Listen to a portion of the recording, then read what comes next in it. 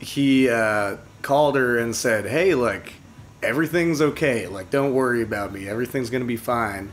And she hadn't been worried about him up to that point because it had only been a day that he was gone, you know. Yeah. But then she was worried, and she was like, "What's going on with you? Is everything fine?" And he's like, "You wouldn't believe me if I told you." Yeah, usually when someone says "don't worry," I just immediately start worrying. You know? Yeah, it's a really bad way to make someone not worry about you. Meanwhile, let me pass on the good word about the new Wonky Times.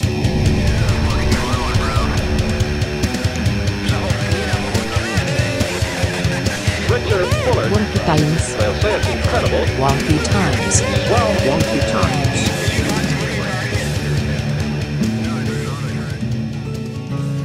Welcome to the show.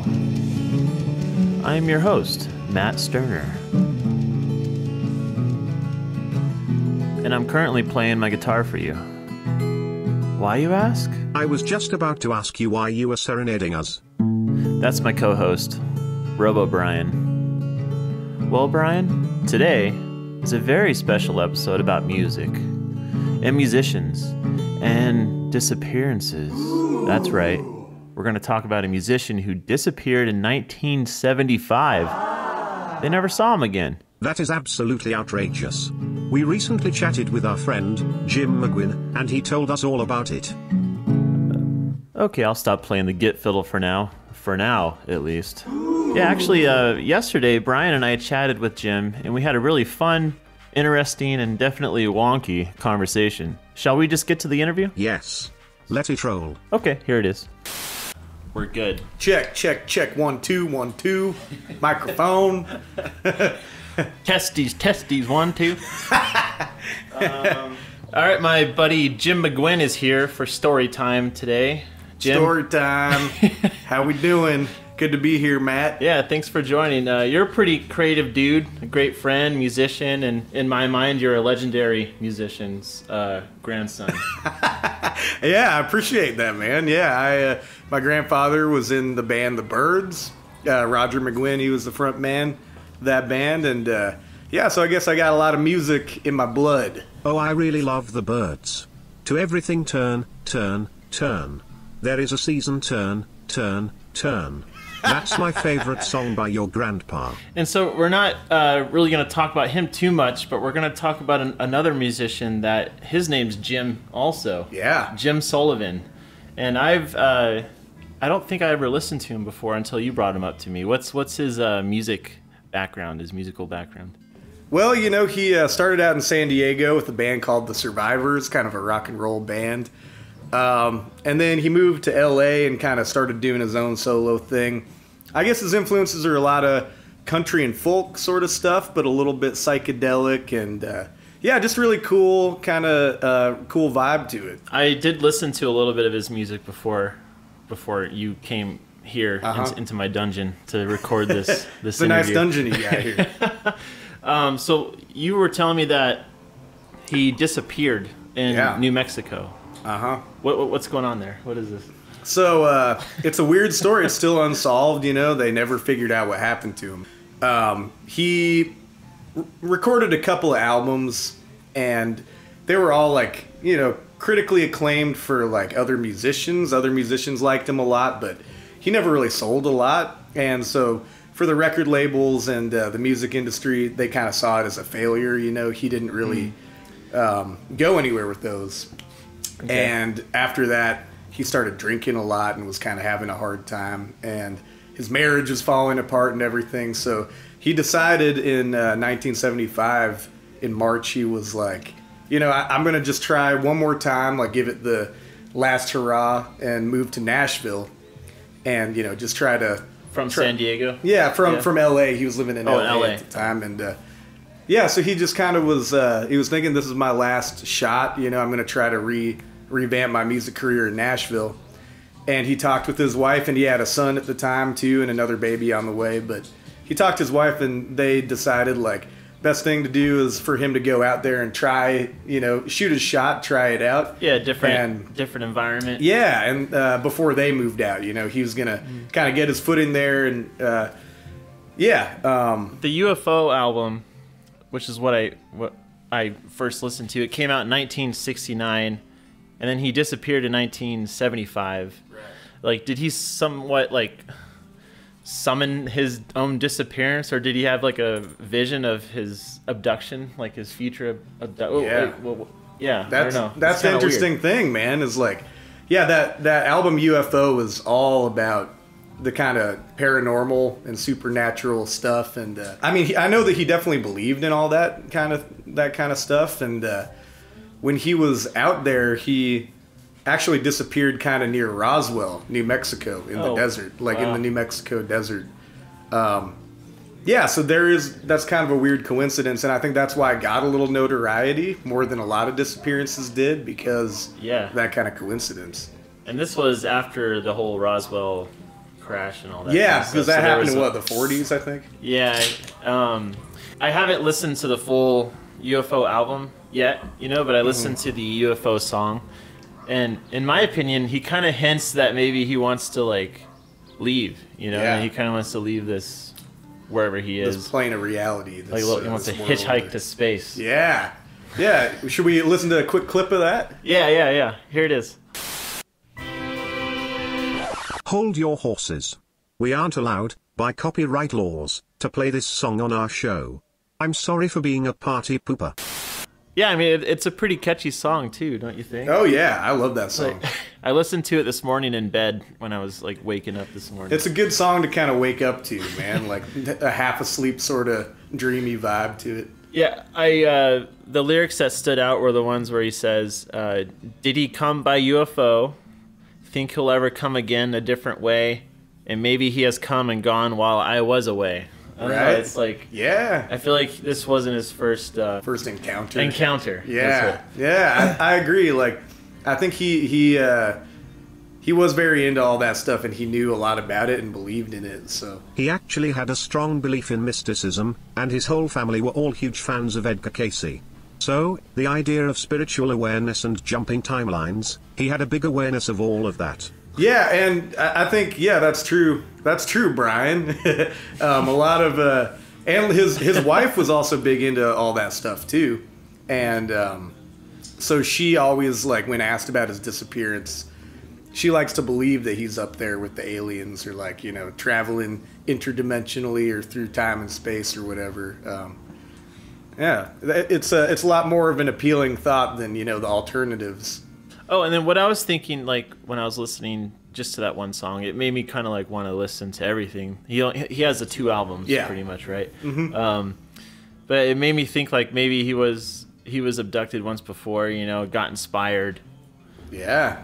Hitchhiked across the galaxy, made his first album, and then... Exactly, yeah. So no one ever found him. Was there any, like, evidence of, like, where he last was? Like, yeah. Were his cowboy boots stuck in the dirt and he was gone? There were some sightings of him. So he, as they agreed, he was going to go by himself to Nashville and kind of, get settled there, and then he'd move his family out with him. And so he drove all the way through the night. He had a Volkswagen Bug that he was driving. Oh, nice. So he drove all the way through the night and was halfway through New Mexico near Santa Rosa.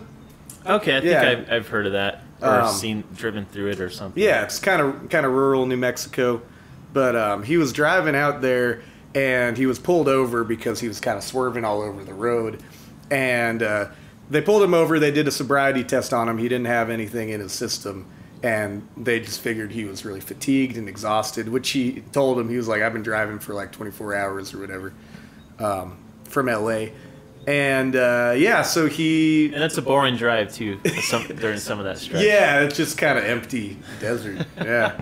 So he went and got a hotel room, and the interesting thing about that is he checked in, and they, like, when they were looking for him, his hotel key was still in the door on the inside, and the bed had never been slept in. Ooh. So he didn't sleep. There was half a bottle of liquor, I believe, in the room as well. But the next time he was sighted after checking into the hotel room, he went into a liquor store to buy a bottle, and then we don't know at what point he started drinking that, but then they found him on a ranch, like, sometime later, and, the ranch workers saw him, but they didn't speak very good English, so they couldn't really communicate with him that well. And then I think he knocked on the ranch house of the owners of the ranch, and that really freaked the wife out. Yeah. And she said that the last time that she saw him, he had left his car like by the ranch house and then started walking off into the desert. And another ranch hand had reported that after that, like the car had been seen with all the doors open and the lights on and everything. But anyway, so that was the last time anybody saw him. He just kind of walked into the desert. I don't mean to interrupt, but I am wondering if Jim left anything behind inside his car. Yeah, so when the police were doing their search, after they hadn't seen him for a couple days, they found his car, and they had, his wallet was in there, all his money, a box of records that he hadn't sold, unopened, his guitar. Yeah. And when they told, like, his friends and his, like, close, loved ones about that, they all agreed, like, he would have never left his guitar. Right. Like, there's no way, like, no matter where he was, he Yeah. would have took that with him. And, so, like, all his possessions were in the car, and it was all locked up in there when they were searching for him. Like, I wonder if was the battery dead or anything weird like that, Yeah, the engine was dead. Yeah. It was? Oh, Mhm. okay. The engine was dead when they found it. Wow. And coincidentally, you are moving to Nashville. You live in Arizona now, Yeah. but you're moving to Nashville, so I maybe am. kind of skip Roswell. Yeah, maybe I'll go a different go a route. different route. Yeah, I and I'm driving out there the whole way. So. Yeah, so if I don't hear from you, then I don't know. Maybe you're hanging out with the other Jim. Yeah, could be. Do you believe in all that kind of stuff? Like do you believe? What do you believe? Do you think it was aliens? Do you think he, fell into a portal, or a chupacabra attack? Yeah. Could be anything out there. There could be a desert Bigfoot. Hey, I'm open to all that. Like I think, yeah, it could be any explanation like that. Like, there's no reason that he would leave all of his stuff and just disappear. They searched for him for a long, long time, and like, they would have found some remains of him eventually. Right, like his bones. Yeah, his bones or something. Like I said earlier, like Yeah. his boots, his cowboy boots. And coincidentally, they found another dead body near Las Cruces. And I used to live there. I yeah, lived in Las Cruces. yeah, there you go. And so they found him outside of Las Cruces. They found a body, and it resembled him a little bit, even though it was kind of decomposing and Yeah. whatnot. But they did an autopsy, and it turned out to not be him at all. Yeah, because Las Cruces is about, 3.5 hours probably Yeah. to Roswell. Like That'd be a over long 200 walk. miles. Yeah. Yeah. And so that's just a weird coincidence. Another strange coincidence is that the sheriff who was heading the search for him retired shortly after, and the family that owned the ranch that he was last seen at moved to Hawaii after the search was over. So maybe it was all like a fake town, a fake sheriff, fake farmers. Yeah, you don't know because Like they're just aliens in disguise. exactly, man. You never know. And, according to the beliefs of Jim Sullivan and Edgar Casey, we are all living in a simulation. Yeah, I mean that would explain a lot, wouldn't it? Well, Robo Brian, where'd you learn all this? Well, I am a robot. I know everything. I also have access to the internet. Okay, that makes sense. Yeah. So it's strange that they were never interviewed. The ranchers and the sheriff that was heading the investigation, they were never interviewed about it, and they moved away or like retired. After the investigation went cold, and I think that's kind of strange. Yeah, I like, wonder if like the farm is still there. Like the farmhouse. Let's do a road trip. Let's check it out. I've been to Roswell once. It was kind of like underwhelming. Oh, yeah? Like I went to the museum and it was just mini dioramas of UFO crashes. Oh, bummer. I mean, I know that they don't have actual pieces of the UFO. You were hoping to see some aliens, Yeah, or something, some alien bodies and stuff.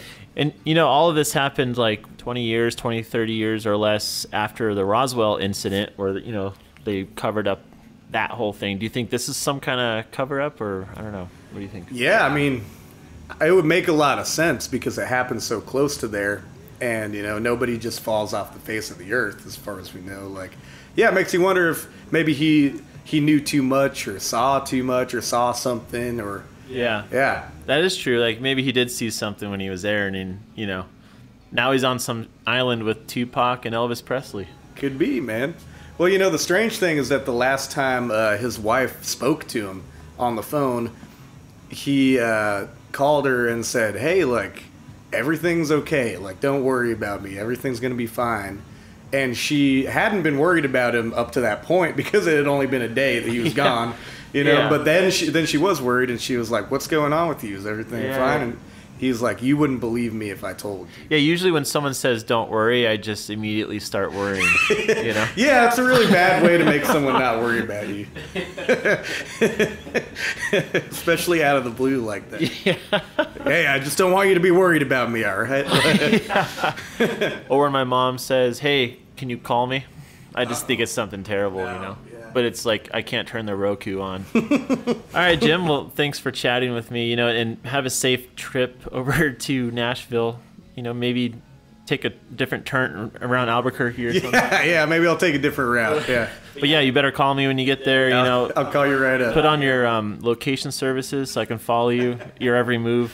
Sounds good, man. Just so I know that you made it safely. Yeah, I'll make sure you know when I get there. And I mentioned earlier that you're a pretty great musician. You sing country. You've done psychedelic stuff.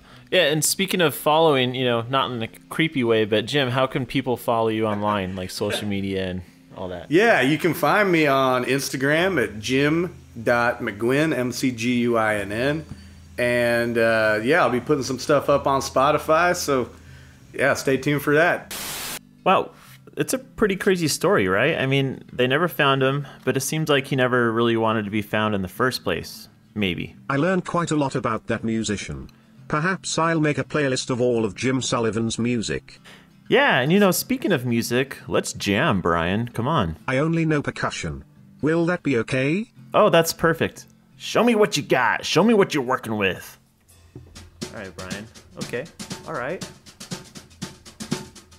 Okay, I could work with this.